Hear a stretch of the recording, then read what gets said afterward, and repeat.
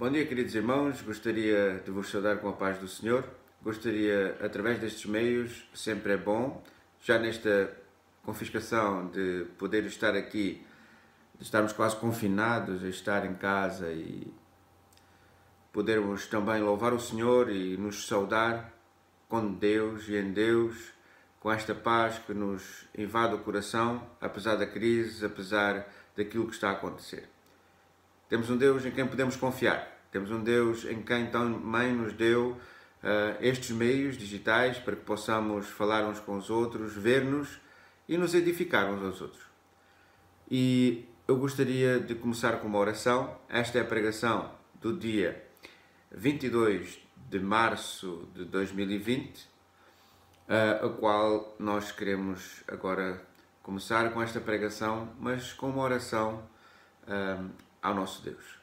Pai amado, Pai querido, te louvo e te agradeço porque tu és aquele que está no nosso meio. Sim, tu estás com meus irmãos lá em casa, tu estás comigo aqui, tu estás conosco, tu estás entre nós. Através do teu Santo Espírito te fazes presente e eu te agradeço pela mensagem que nos queres dar hoje e eu te peço que possas falar ao nosso coração, vindo da tua parte, todas estas coisas, porque é em ti que esperamos. Somos a tua igreja, somos os teus filhos e é a ti que amamos. Amamos, confiamos e louvamos e adoramos neste dia que tu nos tens dado, chamado o dia de hoje. Louvado seja o teu nome. Abençoa-nos nestes pensamentos da tua palavra e que possamos realmente te agradar em todas as coisas. No nome do teu Filho amado Jesus Cristo que eu te peço e agradeço. Aleluia. Amém. Queridos irmãos, eu gostaria de falar sobre um tema nestes tempos de perplexidade, como sabemos, e o que devemos fazer também. Mas não só o que devemos fazer como cidadãos de um país como o nosso, mas em tempos negros. Esta é a minha pregação hoje, tempos negros. Como estes tempos e como os podemos entender, estes tempos que existem muitas vezes, devemos realmente nos centrar naquilo que nos fortifica e que nos fortalece. Fortalece o nosso interior, fortifica a nossa espiritualidade, o nosso espírito, a nossa forma de ser como homens e mulheres de Deus. O que é que alimenta a nossa esperança? O que é que alimenta a nossa fé?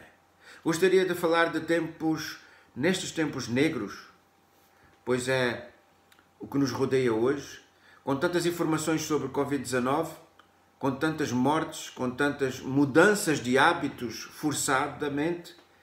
Isto acontece também com um homem que existe antes dos patriarcas, nem ele o esperava. Ele foi invadido por situações no seu dia a dia. Ele não foi poupado, tendo ele seguido a Deus, como tu e eu. Não foi poupado em muitas coisas. E nestes tempos de escuridão, isto mesmo, houve homens da Bíblia, e a Bíblia nos fala isso, e é de um que vamos falar hoje, sobre Jó. A Bíblia nos retrata e nos relata como ele tratou com isto, e como ele foi humano, e como ele foi homem. Como também a nós, hoje, o que devemos de fazer. Ele é um grande exemplo para hoje, nestes dias de escuridão, negros, de perplexidade da nossa vida. Ele nunca deixou a sua esperança. E aqui uma síntese daquilo que iremos estudar hoje. Vamos estudar sobre a sua espiritualidade, a luta entre a esperança e o medo, o tempo de insegurança que ele estava, ele que foi tão bem socialmente excluído, razões para o seu lamento, será que ele as tinha? Em tudo isto, uma pergunta que sempre o circundava. Qual será essa pergunta? Então eu peço aos irmãos e às irmãs que possam abrir a vossa Bíblia em Jó, capítulo 30, 26 a 31. Jó, capítulo 30, 26 a 31. Existiria outras muitas passagens nas quais poderíamos analisar em tempos negros, tempos difíceis, até mesmo da situação da nação de Israel. Mas hoje escolhemos este texto. O Espírito Santo tem-nos algo para falar. Deus tem-nos algo para falar. O Pai quer nos aconselhar. O Pai quer nos trazer ao seu colo. O Pai quer tratar de nós. Eu vou ler. O contexto é Jó 30, 20 a 31, mas vamos ler dos 26 ao 31. Todavia, aguardando eu o bem, eis que me veio o mal. E esperando eu a luz, veio a escuridão. O meu íntimo ferve e não está quieto. Os dias da aflição me surpreenderam. Denegrido ando, mas não do sol. Levantando-me na congregação, clamo por socorro. Irmão, me fiz dos dragões e companheiro das avestruzes. Enegreceu-se a minha pele sobre mim e os meus ossos estão queimados de calor. Pelo que se tornou a minha harpa em lamentação e a minha flauta em voz dos que choram. Aqui nós vemos um homem lamentando. Um homem que primeiramente a sua espiritualidade parecia estar bem. Ele tudo fazia, intercedia pelos seus filhos, amava a Deus, a quem realmente nunca viu, esperava em Deus. E todas estas coisas aconteceram na sua vida. Sabemos a história que anterior aconteceu. Perdendo ele os filhos, perdendo ele as propriedades, afastando-se dele os seus amigos, até mesmo a sua esposa lhe dizia algumas coisas que não eram agradáveis, mas também, em tudo isto, perdeu a sua saúde. A sua espiritualidade, como estava? Jó está desapontado com Deus. Vemos no versículo 26 que ele estava desapontado com Deus. A sua espiritualidade, aquela que se firmava, fixava em Deus, as raízes daquilo que ele esperava, que ele soube pôr em prática na sua vida toda. Ele intercedia pelos seus filhos, ele pedia perdão pelos pecados dos seus filhos, ainda que ele não sabia quais seriam os pecados, etc, etc. Tinha-lhe dado as boas esperanças que ele iria ser recompensado pela sua fé, pelo seguimento que ele tinha, à espera de que Deus iria recompensar pela sua fé, pela sua espiritualidade, pelo seu esforço no espírito. A luta entre a esperança e o medo tomam conta do seu coração, mas tudo acabou por ser diferente. Em vez de cobrir a Jó com tudo que é de bom, Deus o cobriu com mal. Em vez de conduzi-lo à luz, à clareza, ao entendimento, ao compreendimento, ele o mergulhou nas trevas. Os pensamentos do seu tratamento por Deus desencadearam uma luta entre a esperança e o medo no seu interior. O que é que está acontecendo conosco nesta situação? De estarmos em casa, confinados, de vermos notícias desastrosas, até pessoas que talvez nós conhecemos. O que é que desencadeia dentro de ti toda esta luta, tudo o que está a acontecer? Jó, no interior de Jó, rasgou e houve um rasgo entre a esperança e o medo que invadiu o seu coração. Jó perdeu a calma, o seu interior estava agitado, ferve dentro dele, está num estado de máxima agitação, de modo que já não consegue manter a calma. Os sinais de miséria tomaram conta dele. Da mesma forma, que o levaria a receber um amigo em casa, com toda a abertura, com toda a familiaridade. Tudo isto tomou posse dele, do seu interior, como se fosse um amigo que entrasse, sem esperar que isto acontecesse. Ele, o seu interior está agitado. De repente entra o homem que estava seguro, à espera de segurança em Deus, que estava à espera de recompensa, entra em tempo de insegurança. Jó é confiscado com uma tristeza impotente.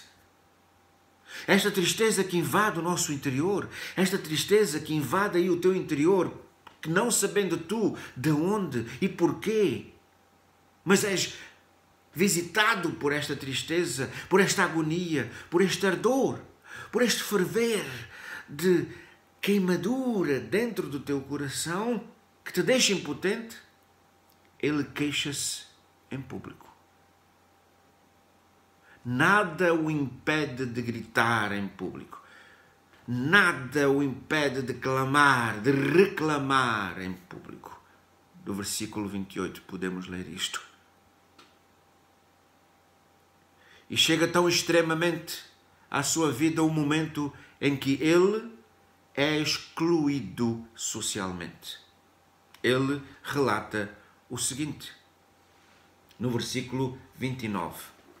No versículo 29, ele relata o seguinte: sou irmão dos chacais e companheiro das avestruzes. Ele que uma vez agiu como um rei. Só não pode ser comparado com os animais do deserto em seu comportamento. Mas os gritos de trabalho assemelham-se aos dos chacais e das galinhas avestruz. Os chacais vivem em rebanhos e os seus gritos insuportáveis, que são cantados num coro à noite, assemelham-se aos uivos das crianças pequenas das avestruzes. Os gritos noturnos das galinhas avestruzes são uma alternância de gritos gritantes, com sons melancólicos e lamentos de aflição e afinação.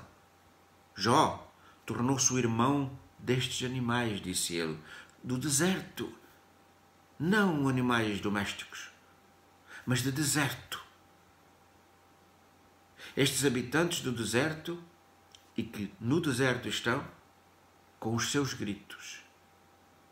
Ele se sentia assim, socialmente excluído. E nós, com os nossos gritos hoje, que só escutamos pessoas perguntar: e de onde é que isto vai? Para onde é que isto vai? O que é que vai acontecer conosco? Como nos sentimos? Aonde nos dizem que os netos não devem, e não devem mesmo, abraçar, beijar os seus avós? Aonde nos perguntamos quando uma pessoa que era tão íntima nossa se chega a nós e nós dizemos um pouquinho mais para lá? Como é que nos estamos portando? Este excluir social, parece que estamos com esta atitude de animais selvagens. Animais que não se chegam perto, animais que não têm confiança, animais que estão longe e vivem longe, que dão os seus gritos pelos seus gritos. Nós sabemos os seus uivos, que animal poderá ser.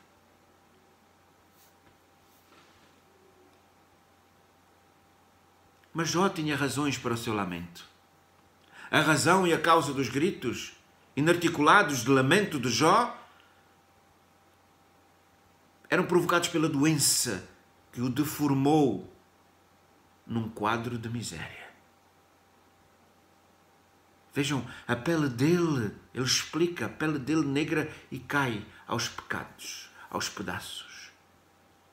O corpo dele brilhava de tanta febre. Quem é que gosta de ter febre? Quem é que gostaria de ver a sua pele a cair? Já quando nós vamos à praia, temos aqueles escaldões de verão, não gostamos, quando chegamos em casa e a pele começa a cair, não gostamos de ver arrancar a pele. Perguntamos-nos o que é que poderia ter acontecido. Se isto já nos perturba, quanto mais este homem. Se isto tudo nos perturba, quanto mais aqueles irmãos que estão longe de nós, por este mundo fora, tendo estas dificuldades, e alguns deles talvez já infectados, como aquele lar de idosos evangélico aqui em Portugal. Pois isto deve nos levar àquela existência, àquela insistência de Jó diante de Deus. Pensava que tinha tudo e eis aqui. Pensava que tinha luz e me colocaste nas trevas. Colocaste-me num lugar onde eu não vejo, onde eu não entendo, onde eu não tenho esclarecimento, onde eu não tenho nada daquilo que eu posso entender. A música que o alegrava caiu em silêncio. O que resta são dissonâncias estridentes, lamentos e lamentações no seu coração, no seu interior. Em lugar de alegres sons musicais que outrora o encantaram, os gritos de luto e lamentações o substituíram, o pesadelo com que Jó delineava a sua presença neste mundo e sem um único raio de luz, de esperança. Vemos uma coisa essencial que existe no seu interior. O essencial, qual é? É que Jó nunca perdera a sua vista de Deus.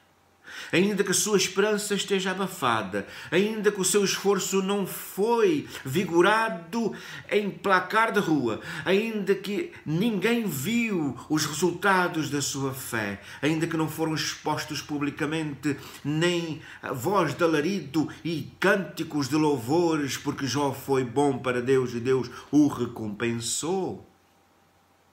Não. E ainda mesmo dentro desta situação, as suas lamentações e as suas acusações estão impregnadas por uma pergunta.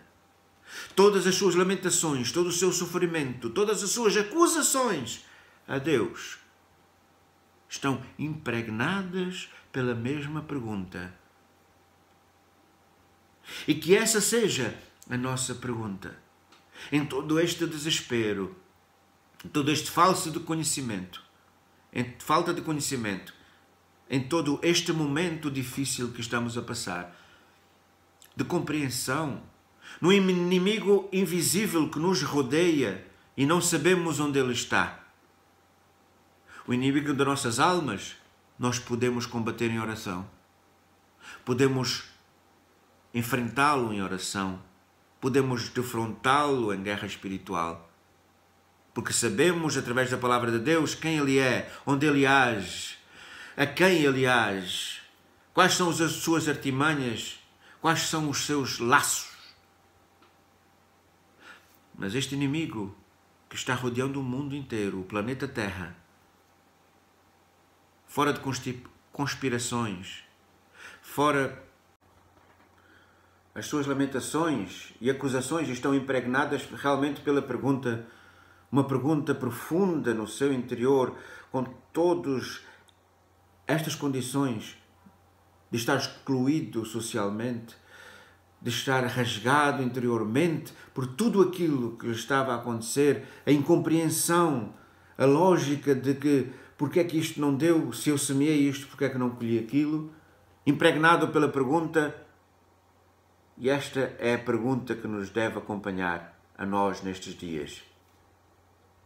E o que dizes tu, Deus? O que falas tu, Deus, sobre esta situação? Qual é o teu parecer, Deus? O que tens para me dizer, Deus? Em todos os golpes que atingiram a Jó, Deus continua sendo o seu único ponto de referência que o fixa e o estabiliza e o aprofunda na sua fé. Deus é fiel naquilo que faz. Deus não te deixa só. porque o próprio Jesus Cristo diz que é a luz do mundo e aquele que confia nele não andará em trevas.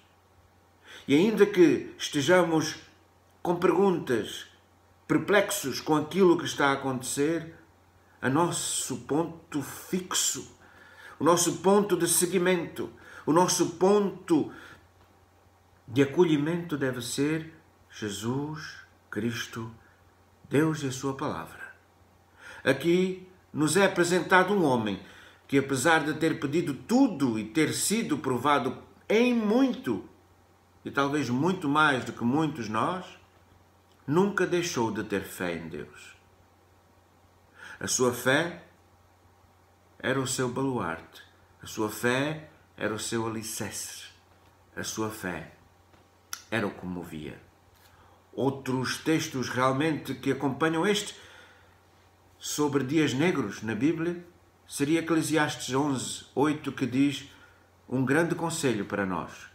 Ainda que o homem viva muitos anos, regozije-se em todo neles. Devemos ter alegria em todos os dias, se vivemos muitos. Contudo, deve lembrar-se de que há dias de trevas, dias negros, dias difíceis, e não nos deixar amarguçar, perder a calma, perder a força, desanimar, porque a própria palavra diz que os dias em que nós vivemos, neles poderá haver dias de trevas. E continuando, porque serão muitos, ou seja, os dias de trevas. Tudo quanto sucede é vaidade. Eclesiastes 11:8. E em 2 Samuel 22:29 diz o Senhor: Tu, ó Senhor, és a minha lâmpada, o Senhor derrama luz nas minhas trevas. Tu, Senhor, és a minha lâmpada, o Senhor derrama luz nas minhas trevas. E que esta seja a esperança da nossa igreja, da nossa situação hoje. Que esta seja a esperança hoje, domingo 22. E quando tomarmos tempo para aceitar este convite da Aliança Evangélica Portuguesa, a qual está nos convidando para podermos passar um dia também intercedendo e orando pelo país, pelas famílias, pelas autoridades, pelos médicos, todos os profissionais de saúde, todos os infectados. Sim, todos os infectados. Dá-me tristeza pensar em tanta gente que morre diariamente por um vírus. Pensar em suas famílias, pensar neles, pensar naqueles que estão contagiados. Mas pensar também na Igreja de Cristo. Muitos podem estar sendo afetados. E assim, não pensamos só em nós. Pensamos no próximo, naquele que nos rodeia. E ao pensarmos e ajudarmos, talvez, aqueles que mais necessitam de alguma necessidade ao nosso redor, possamos e estamos a fazer aquilo que Jesus Cristo manda, de considerarmos o próximo mais importante que nós e pensarmos neles, e orar por eles, interceder por eles a Deus. Estamos a fazer aquilo que Cristo também demanda, de amar o próximo como a nós mesmos. O convite nesta manhã é isto. Apesar de dias negros, possamos ter a fé em Deus que nos respalda e nos alenta e nos fortifica, não esquecendo dos mandamentos seus, do amor ao próximo, mas sempre com esta pergunta: e tu, Deus, o que dizes disto tudo? Que o Senhor Deus, Pai, o amor e a comunhão esteja com todos nós neste momento que tanto precisamos uns dos outros. E aí nos encontramos no regaço de Deus, em nossas orações e a nossa intercessão. Que o nosso Deus esteja com todos vós. Um grande abraço e um beijo, desde que vos ama do fundo do meu coração. Amém.